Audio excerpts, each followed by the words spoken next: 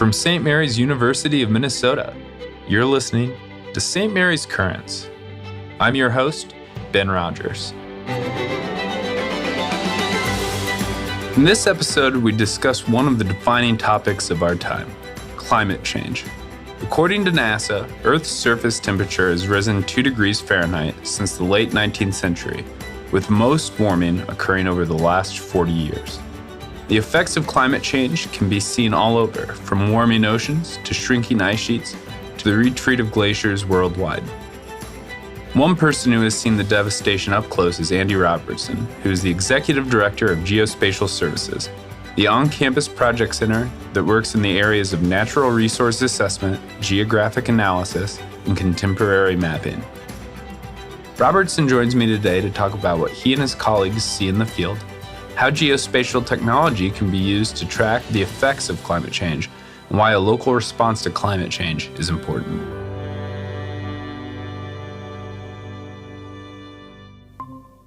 Andy, thank you so much for joining us today on the podcast. I really enjoyed the opportunity I had last fall to interview you and learn more about the work GeoSpatial Services does. And I think our guests will really enjoy learning about that work as well. But first, could you just introduce yourself, what you do at St. Mary's, and tell us a little bit about your background? Oh, sure thing, Ben. And again, thanks very much for the opportunity to come on and speak to our listeners today. It's really exciting for me. My name is Andy Robertson, and I'm the Executive Director of GeoSpatial Services here at St. Mary's University of Minnesota. My educational background is in environmental science and forestry. I'm actually a registered professional forester. My undergraduate degree is in environmental science, and then I have done graduate work in forestry, all of which was done in Canada before I moved to the United States and became an American citizen. So I came here specifically to join St. Mary's and to help building geospatial services. Well, we're happy to have you here at St. Mary's and happy to have you on the podcast today. All right. So you kind of went over a little bit about geospatial services, but for folks, again, who may not know, can you explain what geospatial services does, as well as kind of the emerging field of geospatial technology? Absolutely. So as I mentioned before, providing experience for students is a really key part of what we do. We are lucky in that we work in a technological field that is continuing to emerge now. It's been around for plus or minus 30 years already, but the application of that technology to a variety of disciplines is what's changing and changing dramatically at this point. It used to be that the technology was applied in the natural resource field. That's kind of where it started, but it spans banking and emergency services and real estate and business and a bunch of other areas that are really pertinent to much of what our entire student population studies. So the access to that technology is really key to what we do, in addition to providing experience in a workplace. We do that by getting project work. And so our partners are anybody from the federal government and state government and local government through to some of the largest business names in the country, British Petroleum, for example. And we work with a number of different consulting companies, engineering companies like Stantec and Wolpert. So the exposure for our students is not just to the technology and to the business, but also to our network of clients and partners across the country, which provides them with opportunity upon graduation. All right. So with that introduction, I think we can dive into our main topic for the day, climate change. I think most of our listeners are familiar with the topic as it's regularly found in headlines. So I think we can kind of skip discussing what is climate change. And instead, can you kind of talk about the work GeoSpatial Services does that is tied to the topic of climate change and how geospatial technology can be used to study it? Sure. A big issue, obviously, something that is critically important to our society and especially our students as they go forward into our society, but also to the world as a whole because of the various impacts that we see already on the landscape and what is projected to come. GeoSpatial Services works primarily in the natural resource arena. So because natural resources are exposed directly to climate, there are significant impacts that show up very quickly in that world that may not be noticeable necessarily by the general population. I've seen a number of interesting graphs over the years. One of them was a very good visual that kind of projected climate migration north in the latitudes. So if you picture North America with Florida and the Gulf of Mexico at the bottom, and then the Canadian-U.S. border in the middle, and then the Arctic regions in the top, this graph showed the migration of climate patterns northwards, so that in the next 20 years, Minnesota, for example, is projected to be experiencing the same climate that Missouri has right now.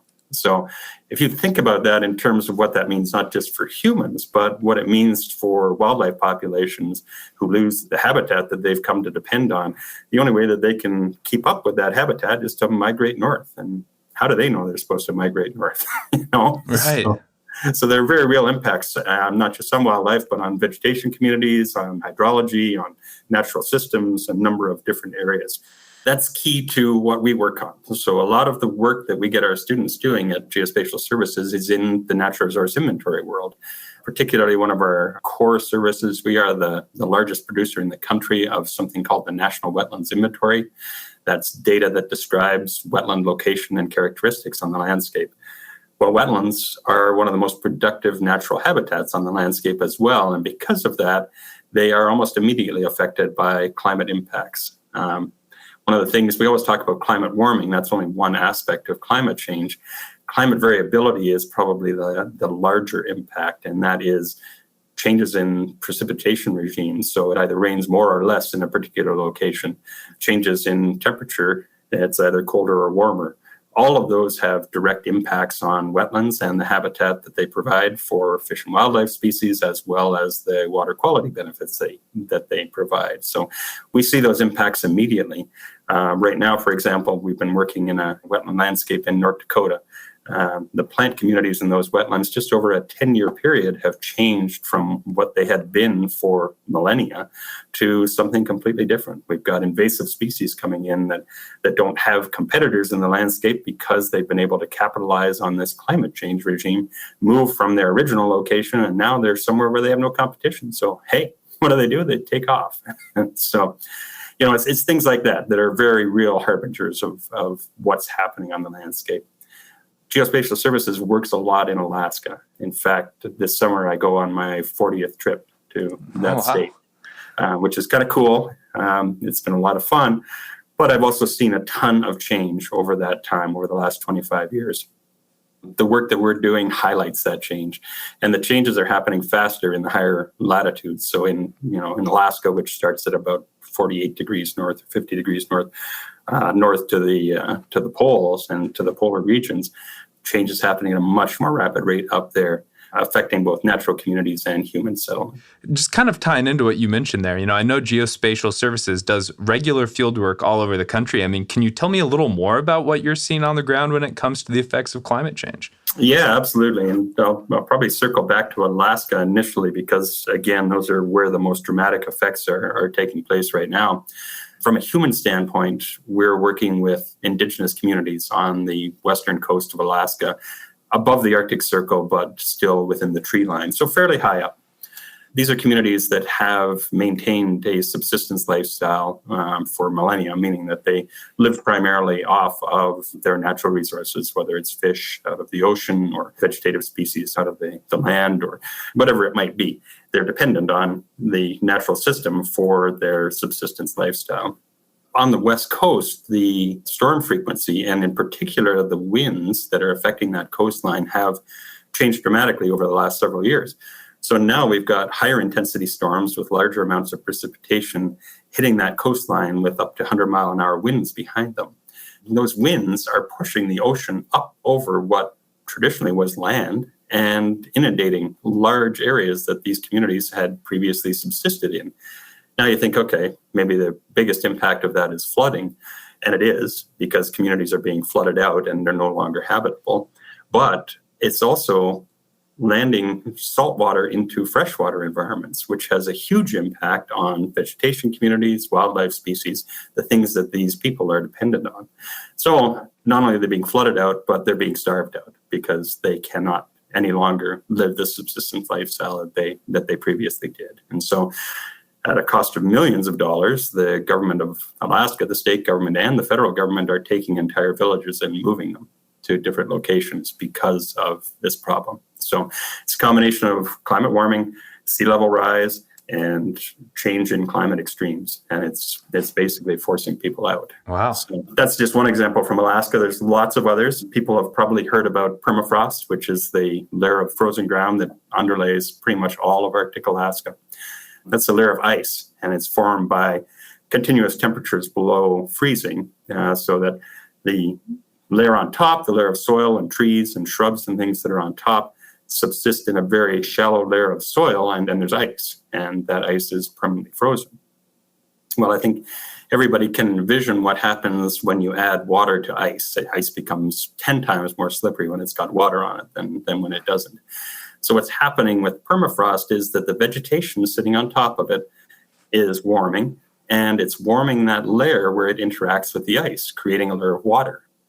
So it's decreasing the holding strength of that particular layer. So if you're on any kind of slope, and let's say you've got a mature stand of trees sitting on top of ice that now has a layer of water in between it, that whole slope slides away. And when it does, it becomes an avalanche and takes everything away with it and exposes the ice, which of course causes the ice to melt even faster, which releases greenhouse gases into the atmosphere.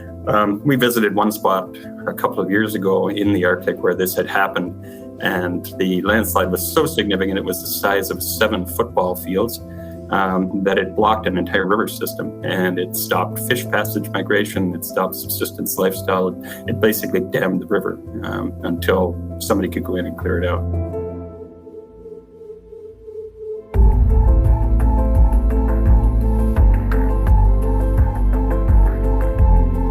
We'll be right back in a minute.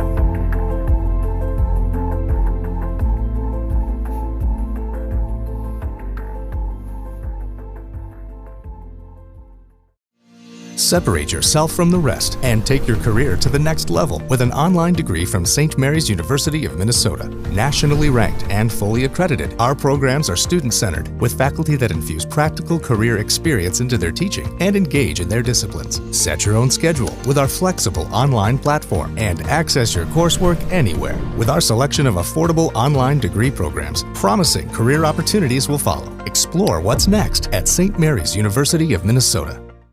Back in August, the UN Intergovernmental Panel on Climate Change released a report that human-caused emissions of greenhouse gases are overwhelmingly what's causing climate change. You look at other studies that have found, I believe it's 97% of climate scientists agree that global warming trends over the past century are due to human activities. Is there anything in the science that GeoSpatial Services is using that kind of shows human activities are involved in climate change, or are you more kind of focused on the effects of climate change? Yeah, that's a really good question, Ben. And there are certainly indicators that we are seeing and that we're measuring that are direct responses to climate change. We were involved in a study several years ago now with the National Park Service to record through time images of glaciers in Alaska and looking for change in those features over very short periods of time. I mean, the glacier that we were working on in Denali National Park had been in place for over 10,000 years since the last ice age. And we were hired to document change in that over a period of a decade. And so we have a series of photographs now that show exactly what's happening with that glacier, you know, how the ice is melting, where the meltwater is going, and how it's impacting the surrounding landscape. We see examples like that across all of the project areas we work in. We just finished some major project work in New Mexico. These are very arid landscapes, so water is critical to all types of life in those landscapes, both human and non-human. We have documented evidence of areas where there was water previously that is no longer wet and will no longer be wet because either the climate regime has changed, so it's not getting rainfall and snowpack anymore, or it's been overutilized by human consumption. So those are the indicators, and we see them all the time. Human use in particular, we document in a lot of different locations. We know, for example, in Alaska, that if you expose permafrost, you're going to express greenhouse gases to the atmosphere. The ice, because it's frozen, holds organic matter and holds those gases within the ice. As long as it's frozen, they don't escape. But as soon as it starts to melt, they escape. And all you're doing is exacerbating what humans are already contributing to the atmosphere through their own greenhouse gases emissions by now creating a natural source of greenhouse gas and basically exponentially increasing the problem. So water usage is another one of those. There are lots of areas in the arid West where we're using groundwater at an alarming rate because surface water is declining. So we're pumping groundwater onto fields to grow food, a noble goal because we need to feed our population. But at the same time, that groundwater is a finite resource. And there are lots of areas in the arid West now where the aquifers, the underground storage areas for that water, are running dry. And so we have entire communities built around an agricultural lifestyle that no longer support agriculture anymore because there's no water. And so those are the real clear indicators of the impact that humans are having on the landscape and how it contributes to climate change, climate warming. Absolutely. So a report published back in January by the Yale Program on Climate Change Communication found a record number of Americans are now alarmed about the climate crisis. According to the study, 6 in 10 Americans are either alarmed or concerned about climate change. As someone who works in the environmental science field and has focused quite a bit of their work on climate change, what do you think it is that is making more and more Americans and people even globally concerned about this phenomenon? Boy, I think there's a number of answers to that question. I think the evidence that's available now is irrefutable. Whether you agree that it's caused by human consumption and emission, or whether you think that it's caused by natural sources, or maybe a combination of the two, there's no doubt that change is happening, and it's happening rapidly. You can see it in the average temperature numbers. You can see it in the ocean temperatures. You can see it in evidence of permafrost melt and glacial recession, water system drying out in the arid West. The evidence is all over the place. Some of the most significant issues that have yet to be revealed or at least understood, I think, by the general public are ocean acidification, which is going on at an alarming rate, which is affecting fish populations across the globe in the ocean. They're very, very intolerant to changes in salt water. And that's exactly what's changing as a result of climate change. And so fish populations are dying off in areas, and ocean vegetation is dying off, and other ocean species are dying off. I mean, that one doesn't get a lot of play, but it's going to be a really significant impact to the planet as we move forward. So I think the evidence is there. Everything gets complicated by politics. We've got an economy that's based on consumption. We produce goods, we utilize goods. We don't have a long enough personal time frame to really evaluate what our individual impacts are like on a natural system that's responding over 200 years or 1,000 years or 2,000 or 10,000 years. We're here for a very brief period of time. So it's really convenient to think, my impact's not going to be that great. I'm only here for 70, 80, 100 years. So I'm going to kind of do what I want, and the rest of society is doing what they want, so I'll just be one of those. The really important message is that incremental change, even if it's a small increment, makes a difference. And as it grows, the collective change is significant. And we all need to be aware of it, and everybody needs to contribute to it, because there isn't any burying our head in the sand. So really, the change has to start from the bottom up with every individual, and the top down with our political leaders and our national leaders. And that's the only way we're going to start to get our arms around things. All right. So I read an interesting article in the Star Tribune that talked about how cities in Minnesota are beginning to take more steps to address and combat climate change. So far, 16 cities in Minnesota have declared a climate emergency. I understand that GeoSpatial Services partners with Sustain Winona, a group of public and private organizations that have come together to address climate change. Can you tell our listeners a little bit about the work you do with Sustain Winona and why it's important we start considering how we can address climate change at a local level? Yeah, absolutely. So I mentioned incremental improvements earlier on, and that is something that I feel really strongly about. One of the biggest questions we each as individuals have is, how can we contribute? What can we do? What can we change? The Sustain Winona organization was basically a collaborative of some of the largest institutions in Winona, both public and private, to come together in the community and start to look at what we could do as individuals and as organizations to locally improve or create resiliency for climate change. And each of the organizations committed to making some of those changes internally. For example, Winona State, Southeast Tech, and St. Mary's were the three large post-secondary institutions that were part of it. The County of Winona was part of it. The Winona Area Public Schools was part of it. Fastenal was part of it, and so on. The three institutions got together, looked at our facilities, and said, where can we start to look at incremental changes in how we do things, and that will ultimately collectively play a part in mitigating climate change. So one of the things we looked at, for example, were light bulbs. It sounds like a simple thing, right?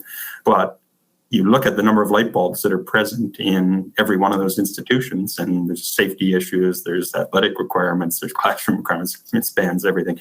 But there is a huge incremental savings in power consumption by replacing every one of the traditional incandescent light bulbs with a high efficiency, in that case, fluorescent light bulb or compact fluorescence. Whatever the current technology was, we could see dramatic changes in power consumption just by doing that. It's low-hanging fruit, right? Collectively, as a group working with Sustain Winona, we were able to look at a variety of different areas that provided that same type of impact. Fleet vehicles, for example, if we could start to convert fleet vehicles from gasoline to some other power source, maybe it's a hybrid power source. Working in a collaborative like Sustain Winona, we were able to bring together the collective expertise of a variety of organizations and really look at some of the low-hanging fruit, but then the longer-term changes that we could undertake to make a difference in local climate change. Solar power, one of the big implementations from the county side was to start implementing solar farms across the county and partnering with solar companies to start feeding solar-derived energy into the power grid for the community, but also for the state. Water management, looking at high efficiency shower heads and faucets and toilets and that kind of thing so that we're not using as much water, and the water that we're putting back is cleaner than what's previously being put in. So all of those incremental changes by getting together this collaborative of the largest organizations in the city have had a significant impact on climate change and climate resiliency for our community. Now, do you see that reflected? Maybe not directly. But if you think about solar energy, for example, what you're doing by taking those solar farms and feeding them into the statewide power grid is you're allowing them to take offline fossil fuel electrical power generation. So maybe the power plant doesn't run as often as it did in the past. So that's how it ties back in. And it really is empowering when you think of it in those terms, that we sitting here can make a difference just by making some of those low-hanging fruit changes. Well, Andy, thank you so much. It was great having you on the show. Yeah, my pleasure. Thank you very much, Ben.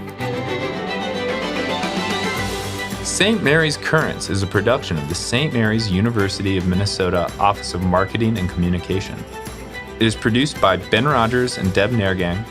It is recorded, edited, and engineered by Jeffrey DeMarsh. Our theme music is written by Will Van de Kromert. I'm Ben Rodgers. We'll see you next time for St. Mary's Currents.